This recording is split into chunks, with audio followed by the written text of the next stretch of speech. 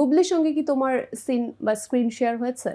এইটা বলে দিলে তো গল্প রিভিল হয়ে যাবে আসলে। এটা বলে দিলে গল্প, এইটা বলে দিলেও গল্প রিভিল হয়ে যাবে, এগুলো আমি একদমই রিভিল করতে চাই না। মানে আচ্ছা, এই সিনেমার ভিতরের কোনো কাহিনীই বলতে চাই না। আমার মনে হয় যতটুকু দর্শক দেখেছে ওর মধ্যেই বলতে চাই। মানে এইটা জানতে চাচ্ছিলাম যে যদি একসাথে স্ক্রিন শেয়ার করা হয় সেক্ষেত্রে বুবলির সাথে স্ক্রিন শেয়ার করা, যে অ্যাক্টিং এ পাল্লা দেওয়া, সেটা সেই এক্সপেরিয়েন্সটা কেমন ছিল, মানে এরকমটা হয়েছে কিনা? ওকে, সেটা যেহেতু বলতেই চাচ্ছ না আছে কি নেই, তাহলে শুটিং সেটে এক্সপেরিয়েন্সটা কেমন ছিল? শুটিং সেটে তো একসাথে থাকা হয়েছে নাকি? শুটিং সেটে হ্যাঁ একসাথে অবশ্যই থাকা হয়েছে, এবং সব মিলিয়ে এক্সপিরিয়েন্স খুবই ভালো, কারণ সেটের প্রত্যেকটা মানুষ খুবই, এখনো সে আদরের ভাবটা আছে আমার উপর। আর যেহেতু রাহিম ভাইয়া হচ্ছে এটা ডিরেক্টর ইমরাহিম, তার সাথে কোনো না কোনো একভাবে ছোটবেলায় আমি কাজ করেছি, এটা পরে আমরা সেটে গিয়ে জানতে পেরেছি যে কিভাবে।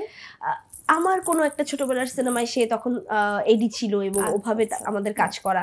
সো ওই জায়গা থেকে এখন আবার এসে তার ডিরেকশনে কাজ করা জিনিসটা অনেক ইন্টারেস্টিং ছিল আমার কাছে।